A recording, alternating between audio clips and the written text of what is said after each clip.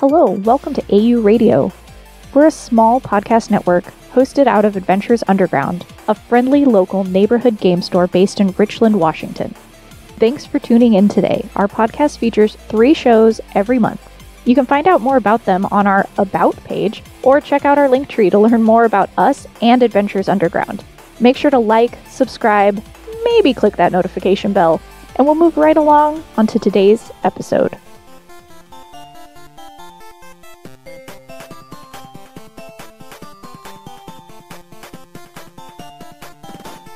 Welcome, ladies and gentlemen, to this week's episode of Game Cabinet. This week we're reaching in and pulling out, actually, the most tranquil of games for such a explosive intro.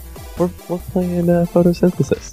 Yay! Such a tranquil game for such a cutthroat game. God, Jesus. right? I should have asked before we started recording, but we probably can't, play music on this podcast, right? I can play, as long as it's royalty-free, I can play music. I can find some royalty-free stuff on... Well, no, before you continue listening to this podcast, or maybe don't, just put it on in the background. Anybody at home should listen to the song Photosynthesis by They Might Be Giants. Yeah. Just to, give flavor and background. Yeah, for sure. Yeah, no, I can't play that. Yeah, that's fair. Because that's absolutely copyrighted. Yep. But you guys go on to your separate layer and go ahead and add that over top of us, and that it'll pair really well with this episode. If you're listening to us on YouTube, I will link a link to the YouTube video of Photosynthesis. Boom. In the comments Double tab. below. Nailed it. Double tab it. Put it on. Enjoy. Kick it to 1/3, quarter volume, so it's just background music. But Perfect. anyways, sorry, carry on. Photosynthesis, though, by that company I really like, Blue Orange Games. Blue Orange Games makes great games. They make great games, and this was, so they normally make kind of surface level games, like that, hey, I'm getting into board gaming, I'm just past my Hasbro. They make really good games for this. This is one of their, I saw this one, I was like, oh, cool, it's another nice surface game, maybe a little bit more in-depth. This one is far more cutthroat than the rest of their games. The rest of their games are pretty either work together or, hey, we're more here for the fun of it versus the competitiveness. This one is just mean. It's it's right up there with Munchkin in the middle finger, F you kind of style board games. It really is. It's, I was, because it starts out, the premise is so tranquil, and you're like, oh, this is going to be beautiful. And then you start playing and you're just like, haha, F you. Oh, yeah. We'll get into some plays that I had with Squirt that he was not happy about. Oh, man. Not happy at all. What are you talking about? You're just collecting light to grow trees to harvest trees to score points. Right. Speaking of rules, every player starts with a player board that has a market on it. I think there's 4 seeds, 6 small trees. Something like that. Yeah. 3 medium trees and 2 large trees. Large trees are your point growing trees. Here, let's see. Nope, 4 small trees. I've got the board right here. There you go. On its left-hand side, you have your light point tracker, which is how it's kind of your money / pointage. Yeah. They've all got, each row has a little point value that if you have that many at the end of the game, it gives you extra bonus points. But for the most part, it's your money. Mm-hmm. You also start with 2 seeds, 4 small trees, and a medium tree to start with. 2 of your small trees are placed immediately onto the board's outer rim for starting positions, essentially. And then you've got your seeds to plant around, depending on the size of your tree. Depends on how far away you can plant your seeds from it. It also depends on an important part of it, how far the trees cast their shadows, which we'll get into here in a little bit. Once you've got your first tree started, you pretty much gain your first 2 points. Nobody should be able to really block anybody on the first one. If you do, you're a super douche. I'm sorry, you are. I think who was sitting? I think it was George. No, Chrissy was sitting on that side of me. She almost blocked her own trees when she put her first 2 trees out because she wasn't paying attention to where the sun was. Yeah. You should, in theory, be able to collect your first 2 trees on the first round, but you grab those and then you start, essentially, player 1 spends their light points, passes it to player 2, wash, rinse, repeat. Spending light points are used to upgrade your trees from seeds to littles to mediums to big trees. Big trees are then used to cut down and score pointage, depending on whether you're playing a 2-player game or 3 and 4-player game. Depends on how pointage kind of goes. You've got a 1, 2, 3 leaf tier system essentially, and then the middle has a 4 if you're playing with 3 and 4 players. Yeah. Otherwise, it is left down to you kind of reconvert it into a 3 essentially. Gotcha. Because you can kind of monopolize it a lot easier on a 2-player on a 2-player game. Yeah.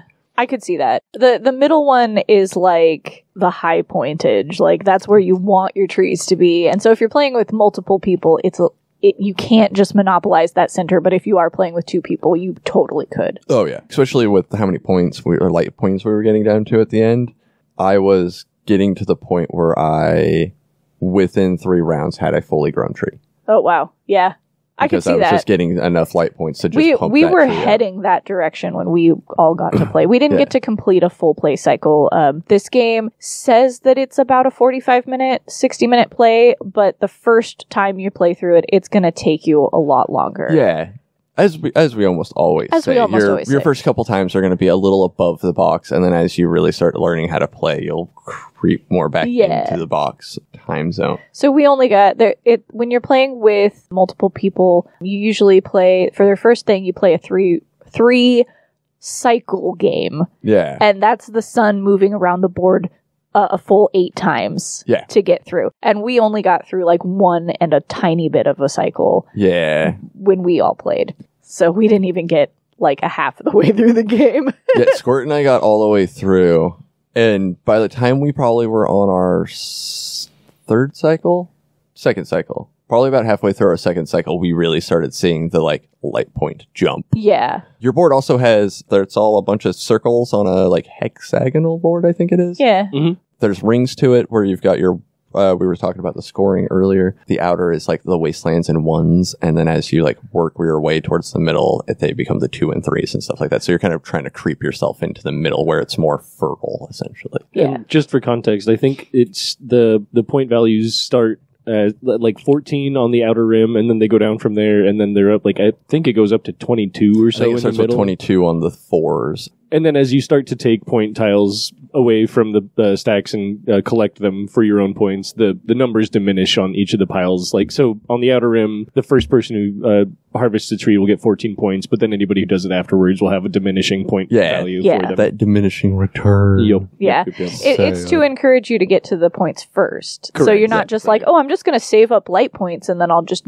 grow a whole bunch of trees. Cool, you can totally do that, but you're going to lose out on points. Yep. Or you can make a mad dash at the last round like I did. Kind of outscored a lot. Squirt got first on the 3 and 2s, and I just happened to be able to just crank out enough trees at the last minute. I mean, that's kind of the strategy that I was going for with mine, was like kind of what I was planning to do if we got through more rounds, was just like, no, I'll just collect like 5 or 6 light points every round. I'll buy a bunch of little trees. I'll start planting my little trees. And then once I get enough light points, I'll just grow a whole bunch of trees. Like, oh well.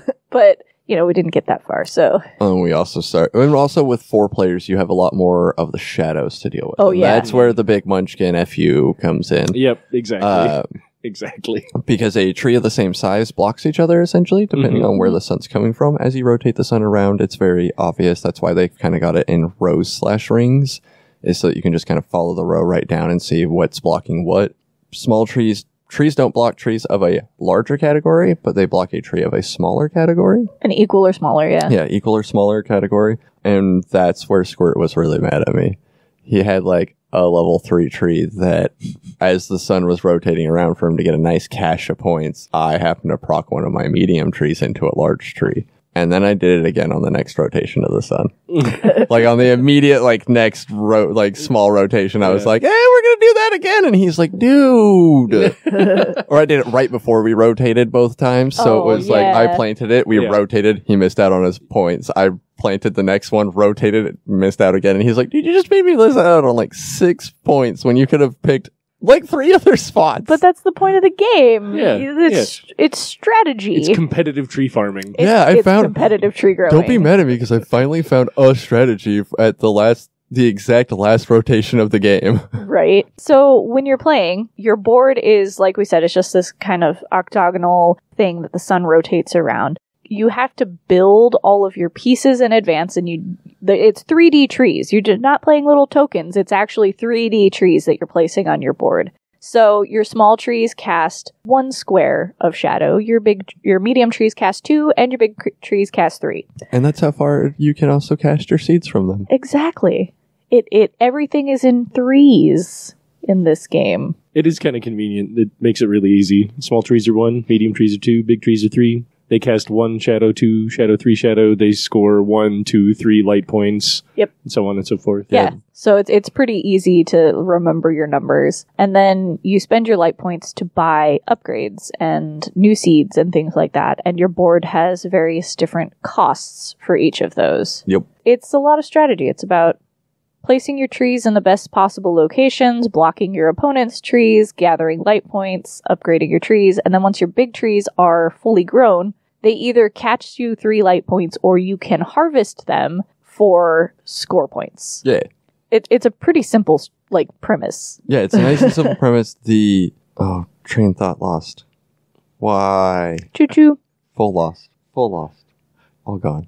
It seems, from the outside looking in, the cover of this game is gorgeous, and all the artwork and the board itself is really pretty, and everything is aesthetically nice and peaceful and tranquil. But it is it's probably one of the biggest example of don't judge a book by its cover, and as far as but for games, I guess, right? That it really is one of those games where if you take that games, this is a fantastic option. This game, if played with the wrong people, this game will ruin your friendships. That's 100%. This is a game where you're just screwing everybody over depending on what you're doing. And that's the point of the game, is to make sure that you get the light points and nobody else gets the light points. Yeah, you want them light points.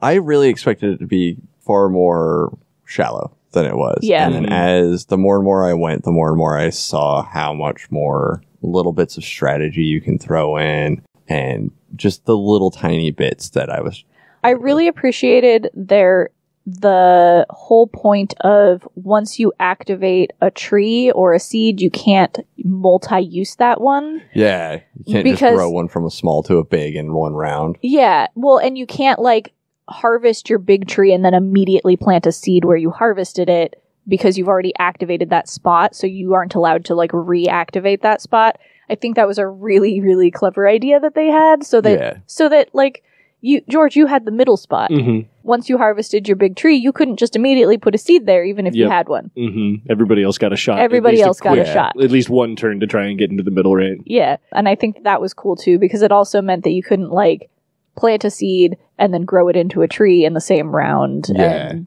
I have 16 light points, so I'm just going to plant a seed and then it's immediately going to be a big tree. No, that's going to take you 4 rotations to get to. Well, yeah. I love that. So since it's the hexagon board and the sun moves around each of the corners, once 3 times. So it's 18 turns in total in the whole game. But you can see the middle finger coming from your opponents before it happens, because you're hey, I have this one little tree right here and I'm focusing on my other trees on the other side of the board, but somebody just planted a seed right next to that tree. And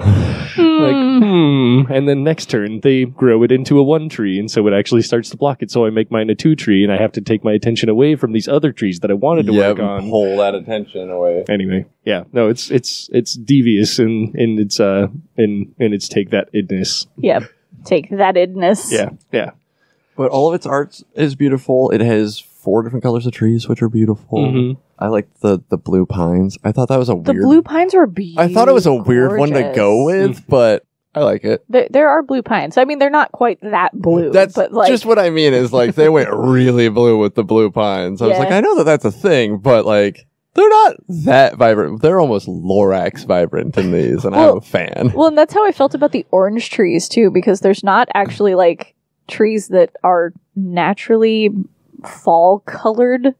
I don't believe. No, you're right. No, not on a normal. Were there red trees? No, the orange ones are the red, as close to red as you can get. Then it's yellowy green. Yeah, there's 2 different colors. Which greens. I have seen that. Yeah, but I really think that it was because you got to have varying colors. You got to be able to show a little bit of difference. It is a little bit of a shame that you can't have the classic red versus blue, but that's okay. I know they could have done a crabapple tree. Those things are bright bright red. vibrantly That's red. true. That's true. But they went with a very nice orange, which Indeed. I I thought think they were was- trying to get like the fall colors mixed with a fresh tree, and then they were like, crap, what do we do for the fourth player? Make it bright blue. There's blue pines. Make it bright blue. It's fine. No, I like the pieces too. I like how each of the tree types are different shapes. Yes. Enough to be distinctive. Like, even the two green ones are similar in shades of green. Like, one is definitely leans more yellow than the other, but their shapes are different enough that you can very easily see on the board which tree is which. Yeah, which is nice that they take the time to like help make the distinguish there. I also really like, if we're talking about just utility-wise, I like that the box is built in such a way that you can build your pieces and then store them in the box. What? You don't have to break them down every time, because building those trees was kind of obnoxious. Like don't know why Colt people- Express, you don't have to put the train away, or you don't have to like deconstruct Yeah. the train every time. Yeah, The you just trees, set it nice as and long then- as you're careful about how you stack them in the box so that none of the cardboard pieces stick up over the little divider, the trees fit perfect in, and it comes with these 4 little boxes that you pop up so each tree color can be stored in its own little box. It's really nice. It's very nice. I was pretty impressed with that when I was looking through it, and I was like, oh, that'll make it so much easier to put away. We won't have to pull everything apart. We can just shove them all in the box. And you go home. But I had a good time. I took it home and played with Kyle. I know I keep calling him Squirt. My own We know stuff who you're talking about. Yeah, my own stuff requires me to not use his real name most of the time. So Sure. I get, as soon as I have voice recording in front of me, brain goes, don't use his real name anymore. That's fair. But yeah, Kyle's his real name. He's a real person, not just some guy. Sometimes he comes up here and lurks in the corner of the podcast studio while we record. He's not there today, but He's not. He was just waking up when I left, which I was really surprised by. I think he woke up super early this morning and like couldn't get back to sleep, and then played some more Resident Evil and went back to bed.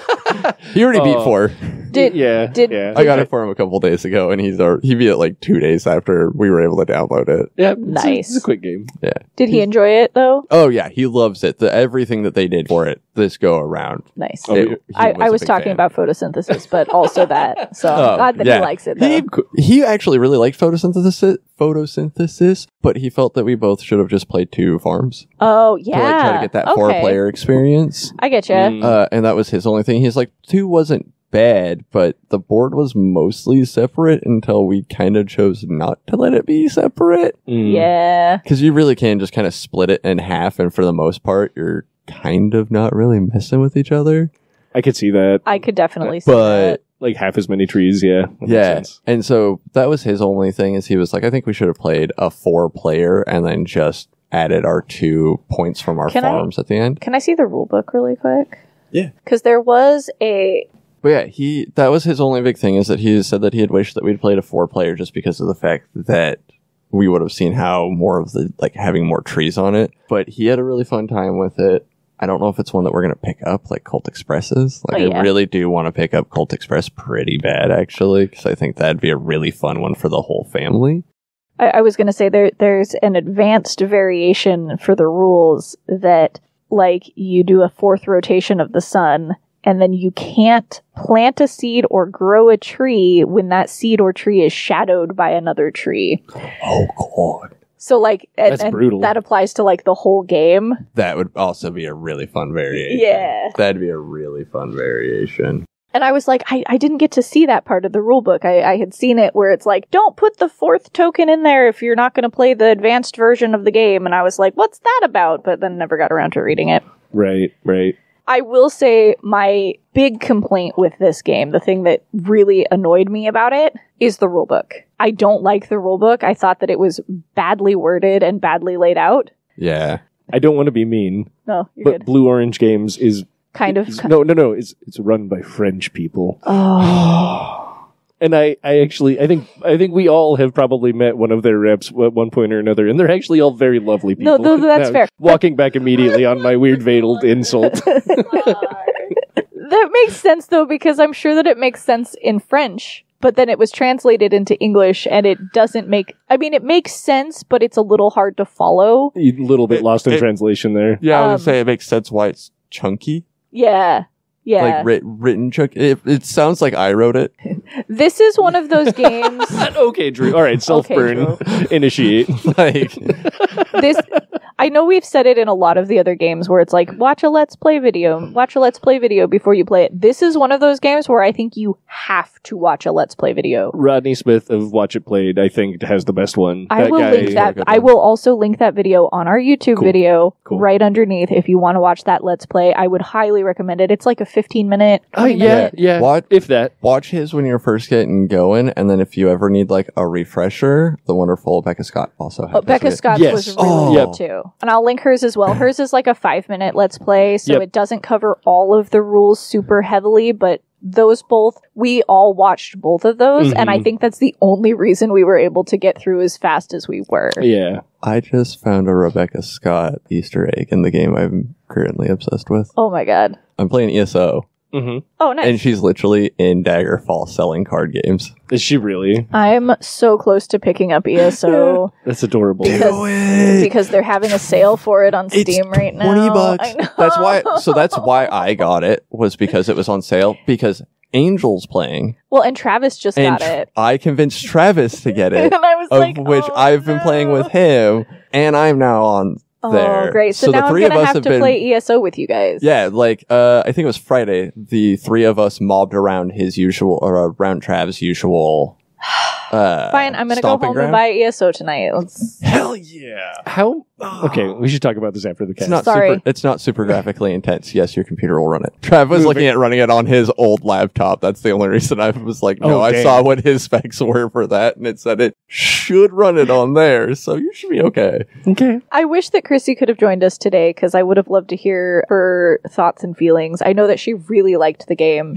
We all wanted to stay and play longer. We only get an hour to like test play these games, and so like I was late like usual. Well, we played a little extra because you were late. We all were like, man, we were just getting into the groove of things. We were finally figuring it out. We really wanted to like play more. No, I wish Chrissy was here too. She kind of came into the podcast being a little bit more green to board games, like not in like a negative way. Like not like she hadn't played games, but like she's starting to like become like a board gamer. I can she see it. is in the muck. We're starting to corrupt her. Oh yeah, the more and more every time we talk. We love you, Chrissy. We wish you were here. We do. We miss you. I will honestly say that this is one of those games that I would probably pick up to put in my game cabinet. Me too. It's right on the kind of games that I enjoy playing. It's pretty fast. It's really fun. It's kind of competitive, but like good natured. I like aha gotcha games. I love those. I love like shit on your neighbor games. Like those are my favorite things. So it's a game I should add to my cabinet, but I don't know that I will. And that's fair. No, that's definitely fair. one I should, primarily because I need to fill that section of game out. Like that fits the criteria I'm looking for. Exactly what you just listed off. That's the kind of game I need to fill out in my cabinet, because I've got a lot of the, hey, you want to sit down for 3 hours? Yeah. And I'm not a big like 3-hour game person. Yeah. Like I don't mind. Not a lot of people are. But if I'm going to sit down for like 3 hours, I want to play like Pathfinder or Dungeons and Dragons or... That's why I'm trying to hit up my homie Jacob. He used to be my other main like 3-hour guy. It was him and Kyle that were generally willing to sit down and be like, yeah, dude, I have nothing going on. We can sit down and play. How many hours do you want to play? 3? I really have nothing going on today, dude. Oh, you can stretch it into an extra hour and a half out of it if we play the variant. All right, that sounds great. Fair. That's a lot more of what I've unfortunately got. That's fair. But remember when we used to play Star Wars Legion, Drew? Oh god, that game was so fun. I miss playing that game. And our grand skirmish that lasted us a week and a half. Oh, then we just left everything on the table. Yeah, we played like every night for probably about a week. I think we might have taken for about a week and a half we played, and I think we took like every 2 nights off. Yeah. Like we'd play for 2 nights and then be like, all right, man, we should pay attention to some of our other stuff. But why? When you can just, be in the Star War all the time. All the time. Oh, I almost forgot to mention, Photosynthesis has an expansion. What? And I looked up video of it this morning just to kind of look into it. Under the Moonlight, I want to say? Or Moonlight something or other. Oh, I feel bad. Let's see. Oh, Under the Moonlight. Which, it adds a counter-rotating token, which is the moon. Ooh. Ooh. And then, along with the moon, everybody gets a special animal companion. I love animal companions. What? And so basically, kind of like in a lot of your other role having games, like, Pandemic, you have a different role and everything. Yeah. Which gives you one special ability, something that your character can do that other people can't do. Yeah. The animal that you have has a special ability that will let you manipulate resources, gain more resources, plant things easier, grow things easier. Cool. The owl, for instance, you collect moon points like you do light points. Okay. But like you do different things with them. Those are the points that you use for the animal's ability. So like the owl is the straightforward one where you can just make moon points into light points. Oh, nice. But they all do something different. They're all unique from one another. That's super cool. Oh, Yeah. that's so cool. Oh, I love that. Maybe oh. our next episode should just be on expansions and our opinion on people's abilities to expand their game. 'Cause Yeah. not every expansion's awesome. Not every expansion works. And then there are some expansions that feel like, why wasn't that in the base game? Because this makes the game 10 times better. And then there's ones like, I love the game, but it makes it really hard to buy some of the expansions I'm supposed to buy for it. Mm-hmm. When it's $60 for a model, like Horizon Zero Dawn, where they've got a lot of the big boss fights. And mind you, the model is the size of the box pretty much. Yeah. But still one model. Mm-hmm. Things Yeah. like that, where it's like, yeah, I'd rather buy your other 3 that have a bunch of models and extra classes and things before I'm buying one Fair. giant boss fight. I kind of want the Thunderbird besides the point, though. Yeah, that is a cool one. That is Thunderbird. That's just one that I want to paint. I want to paint the Thunder Jaw. I gotta learn how to do that glowy effect first before I can do that. Yeah. No, you're right though, Drew. That could be a whole thing. I have some opinions on certain board game I expansions. think that might be a good one for us. I don't know. Yeah. We in the near future. Yeah, I don't know. It's a fairly short episode, I guess. With Photosynthesis is a pretty straightforward game. There's not a whole lot to explain and talk about. It's nice and straightforward. It's a good game to actually play. There's very few negatives down. It's really easy to pick up. I'm sure that there are people who can fuddle through the rule book just fine. I just think you should watch a Let's Play video. I mean, I'm right there with you though. Like, I mean, it's not like laid out terribly well, but in general, I feel like 75 to 90% of rulebooks are kind of trash, and you should always just watch YouTube videos to learn how to play games. I feel these like that's days. true. I'm that person that usually like has to teach myself how to play a game, and so I am really used to using rulebooks to like walk myself through step by step. Like I'll play like just a solo like mock version of the game when I first set up and just like try it out. Most of the time, like, yes, most rulebooks are kind of garbage, but I can muddle my way through to the point where I'm like, okay, no, I get it. This one had some moments where it was, like, confusing. Yeah. Like, the way they worded things in it, I was like, that doesn't make sense. I don't understand. It's like getting a text message from me. Again, self-burn. Self-burn, Drew. Well, I write poorly. That's why I didn't have a problem with the rule book, was because I was like, oh, this is written like I write. I guess I write pretty broken, so it's easy to understand broken. Fair. If this, photosynthesis sounds up your alley, or you like the artwork or anything like that, Blue Orange Games is just amazing. This is one of their more cutthroat games. I will say that. But they do wonderful games, and they're all pretty simple to pick up. They're pretty straightforward as far as the rules and stuff go. The other one, most of them are pretty. Most of them are gorgeous. The other one we have down there called Planet by Blue Orange Games. I love that game. That game is so much fun, but it's so simple. I haven't played that one. It's basically like building biomes. It's also competitive, but it's not quite as cutthroat as this one is. I don't think it's by Blue Orange Games, but we're talking about cute, adorable biome games real quick. Did you guys see that Astroneer just started getting a comic book? And I heard thread on my Google page that it might be getting a board game. No, that's cool. Have you guys ever played Astroneer? No. It's like Minecraft for adults. Minecraft You are. It's my. Touche. Touche. Sorry, I know very few. I know very few like actual children who play Minecraft. Everybody I know that plays Minecraft. Not a dig at anybody who plays Minecraft. I'm just saying the target audiences there are more towards children, more towards adults. It's kind of like Minecraft and No Man's Sky. That's funny. Okay. Came together, and you just like run around and harvest a bunch of stuff, and you're trying to build yourself up. But there's a lot of automated stuff in it, which is what I'm always super stoked about. Because like you can put your storehouse onto something, and then put a bunch of your iron on that, and then have that feed into your smelter, and that smelter feed into your actual chest and stuff like that. And you can and a lot of that game is kind of getting things set up so that they're flowing, so that you can keep expanding yourself out and exploring this planet. Well, that would be a fun game. Yeah. And I want to see how they would do that in a game, and it sounds pretty similar to what was the name? Planet?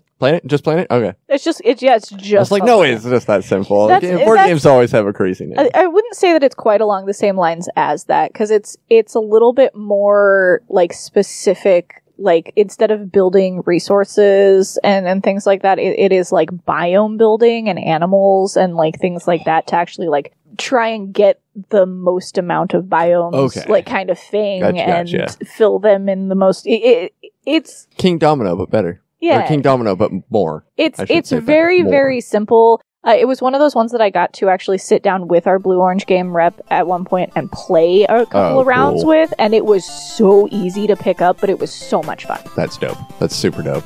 But I think that's where we're going to jam photosynthesis back into the cabinet with everything else. Close it up.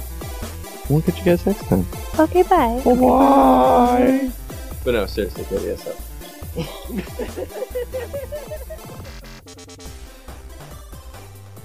You've been listening to the Game Cabinet at the AU Radio Podcast Network. If you're interested in any of the titles from today's episode, you can check out the link tree in the description to visit Adventures Underground at their online store to browse the selections or inquire about special orders.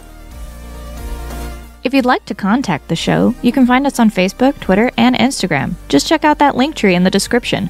Or you can email the show at podcast@advunderground.com. You can also support this show and all the awesome shows on AU Radio that you love by becoming a patron of the AU Radio Podcast Network. You can find us at patreon.com/ADVUnderground. For as little as $1 a month, you can help us continue to create these shows, and soon, many more. You've been listening to the AU Radio Podcast Network. Music is provided by CubbyPurplePlanet.com and BenSound.com. Views expressed do not necessarily reflect the views and opinions of Adventures Underground. AU Radio is a production of Adventures Underground. Copyright 2018. All rights reserved.